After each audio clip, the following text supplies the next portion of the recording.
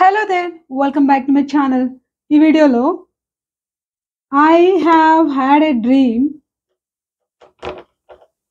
and I had a dream.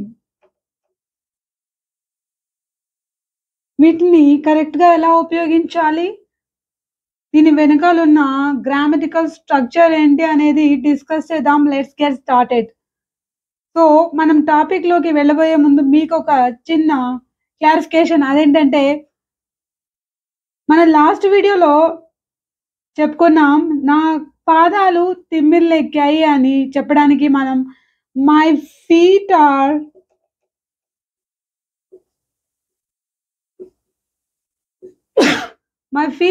Asleep అనుకున్నాం. ఇది మనం షార్ట్ చేయడం జరిగింది. షార్ట్లో కూడా మన షార్ట్ వీడియోలో కూడా ఈ సెంటెన్స్ మనం ఇంట్రడ్యూస్ చేయడం జరిగింది. కానీ చాలా మందికి ఇది అర్థం కాలేదు. ఇదేంటి మీకు తెలిసే మాట్లాడుతున్నారా, నమ్నెస్ అంటారు కదా, మరి మీరు ఏదో అస్లీప్ అది ఇది అంటున్నారని చాలా మంది కామెంట్ చేస్తున్నారు.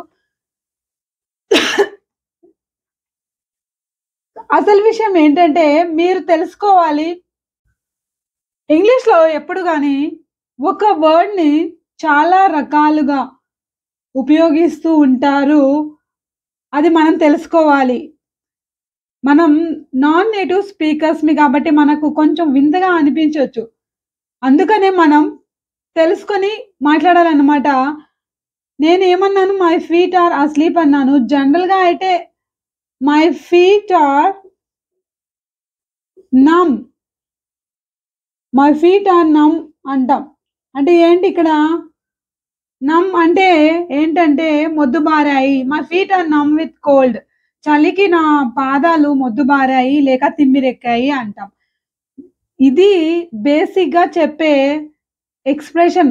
దీని ఇంకొంచెం ఇడియమాటిక్గా చెప్పాలి అనుకుంటే ఇలా చెప్పచ్చు.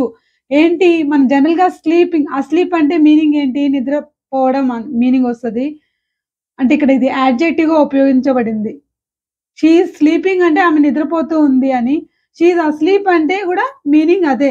కాకపోతే అస్లీప్ అన్నప్పుడు అది యాడ్జెక్టివ్ అవుతుంది. మరి నా పాదాలు నిద్రపోతున్నాయని అర్థమా అంటే సెన్సేషన్ లేదు, సెన్స్ తెలియట్లేదు అని చెప్పడానికి కొంచెం ఇడియమాటిక్గా ఈ వర్డ్ని ఉపయోగిస్తూ ఉంటారు, అదన్నమాట. సో అది మీరు తెలుసుకోవాలి. ఏ వర్డ్ అయినా నేను రీసెర్చ్ చేయండి, అనలైజ్ చేయండి, మీకు ఇంట్రడ్యూస్ చేయను అన్నమాట. కాబట్టి మీరు అది గమనించి కామెంట్ చేయాలని నా రిక్వెస్ట్. సో కలలు కనడం అన్న విషయాన్ని ఎలా మనం ఇంగ్లీష్లో చెప్పాలి, ఏమంటాం, నేను ఒక కళ చూశాను లేకపోతే ఒక కళ కన్నాను అంటాం కదా. మరి స్ట్రైట్ అలానే మనం ట్రాన్స్లేట్ చేయొచ్చా, ఐ సా ఏ డ్రీమ్ అనొచ్చా అంటే అది తప్పనమాట.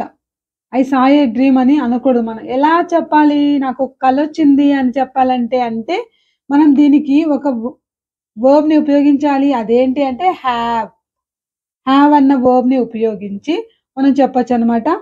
సో హ్యావ్ అనేది ఏంటి, ప్రెజెంట్. దీని పాస్ట్ టెన్స్ ఏంటంటే had, past participle had.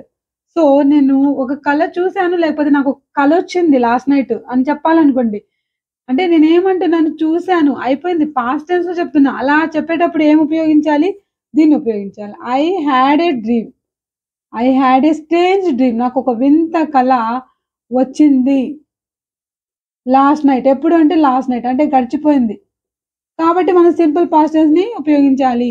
I had A strange dream last night అంటే నాకు ఒక కళ వచ్చింది అని, ఒక వింత కళ వచ్చింది.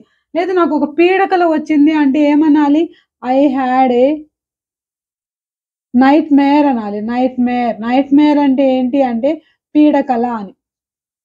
సో ఇది సింపుల్ పాస్ట్ టెన్స్ అనమాట. మరి ప్రెజెంట్ టెన్స్లో అంటే నాకు రోజు మామూలుగా పీడకలు వస్తూ ఉంటాయి. I usually have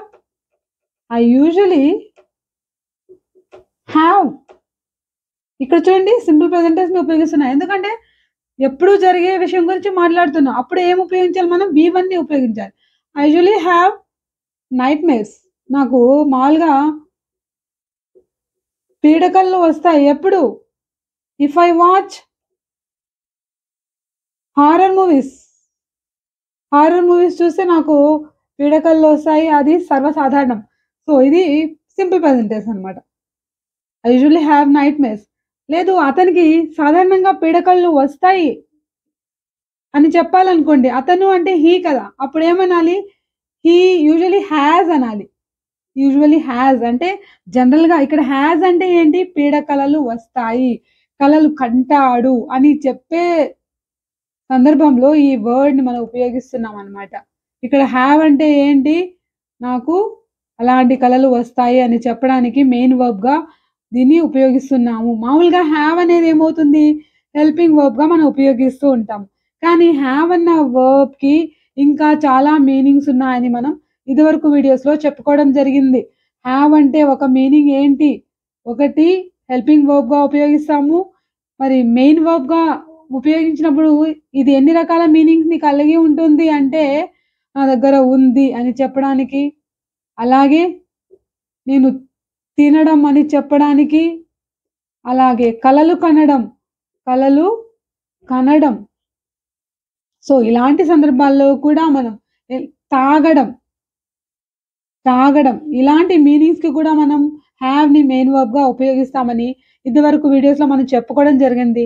ఇప్పుడు కూడా హావ్‌ని మనం ఎలా ఉపయోగించొచ్చని చెప్తున్నాం. కలలు కనడం అని చెప్పడానికి మెయిన్ వర్బ్‌గా ఉపయోగించొచ్చు. సో, ఇక్కడి వరకు ఓకే గానీ చాలామంది కన్‌ఫ్యూజ్ అయ్యే విషయం ఏంటంటే, దీన్ని ప్రెజెంట్ పర్ఫెక్ట్ టెన్స్ గానో, పాస్ట్ పర్ఫెక్ట్ టెన్స్ గానో ఉపయోగించేటప్పుడు కన్‌ఫ్యూజ్ అవుతూ ఉంటారు. అదెలాగా? ఎలా? I have had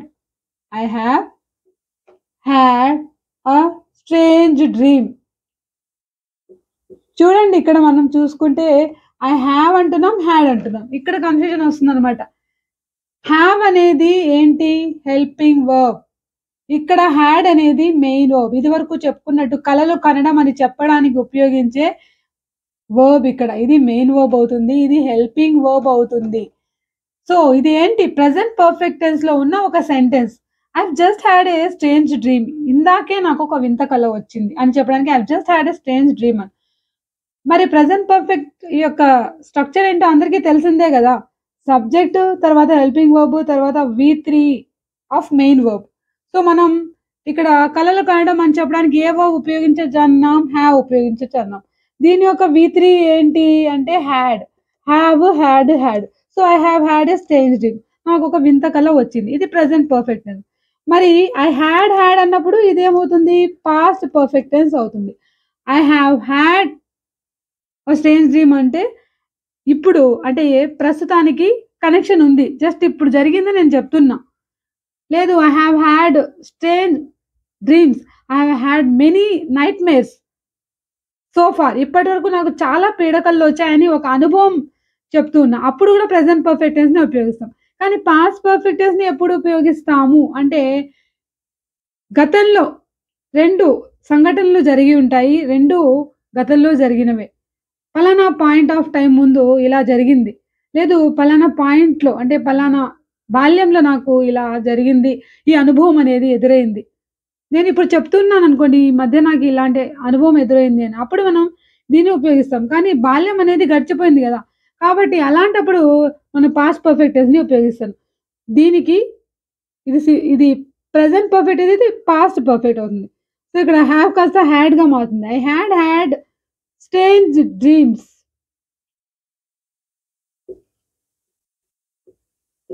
in my childhood.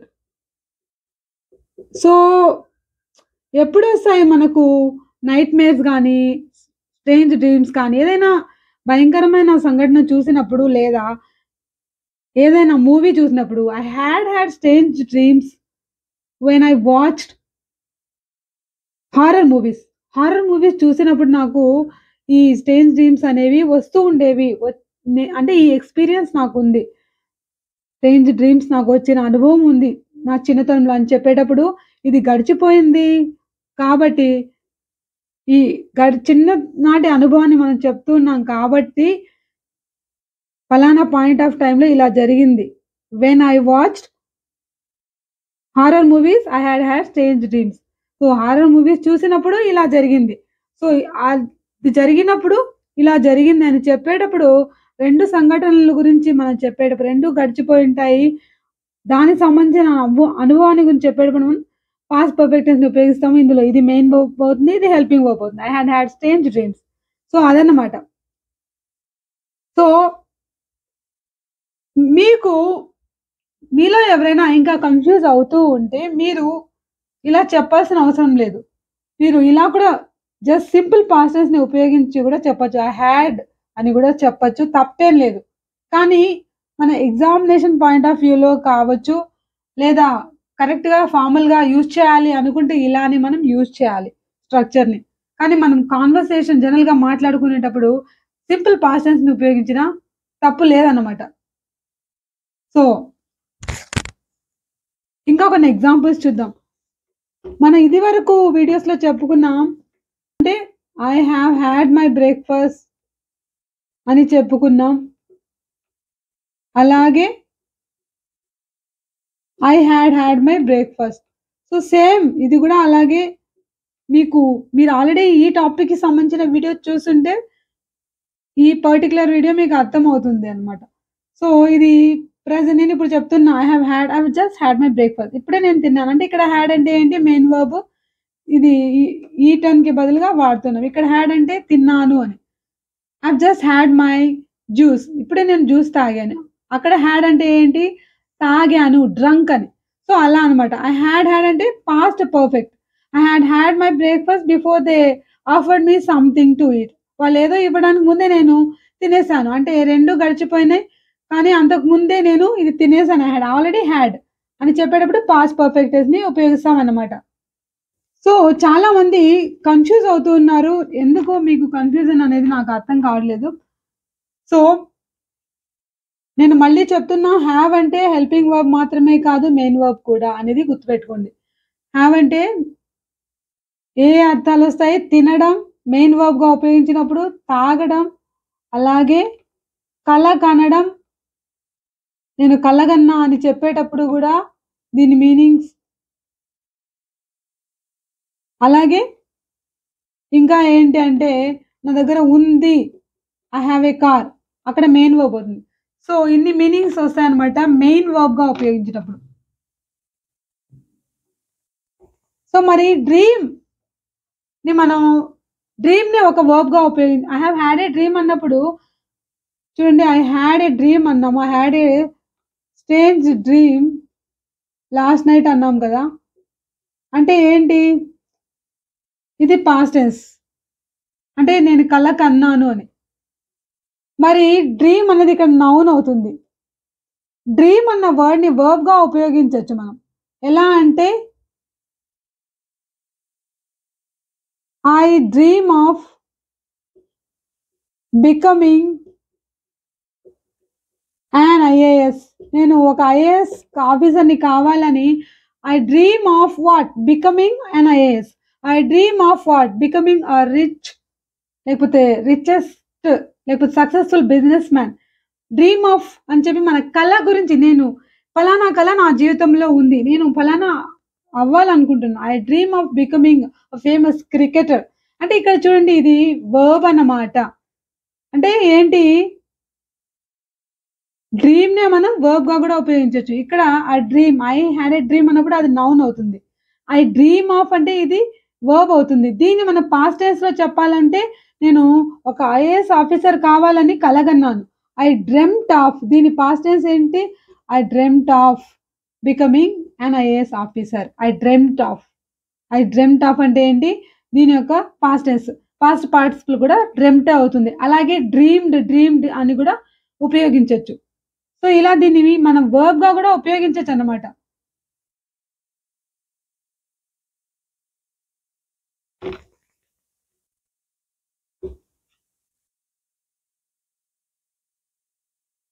అనొచ్చు లేదా ఐ డ్రీమ్డ్ అబౌట్ అని కూడా అనొచ్చు. ఐ డ్రీమ్డ్ అబౌట్ నేను కలగన్నాను. ఏదైనా కావచ్చు మనం I dreamed about becoming something అనొచ్చు. లేదా నాకు పలానా కల వచ్చింది అని చెప్పాలన్నా కూడా ఇలా చెప్పొచ్చు. ఓకే. ఐ డ్రీమ్డ్ దాట్ అని చెప్పి మనకు ఏ కళ వచ్చిందో అని కూడా చెప్పొచ్చు. I dreamed that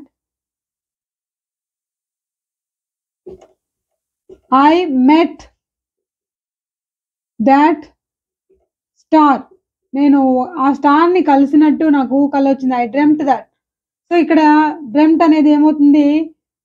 main verb. I dreamt about that particular star అని కూడా చెప్పొచ్చు. సో, ఇక్కడ పాస్ట్ టెన్స్ అన్నమాట. సో, డ్రీమ్ అనేది వర్బ్‌గా ఉపయోగించబడింది. సో, మీకు ఈ టాపిక్ అనేది అర్థమై ఉంటే, నచ్చి ఉంటే లైక్ చేయండి. Thanks for watching.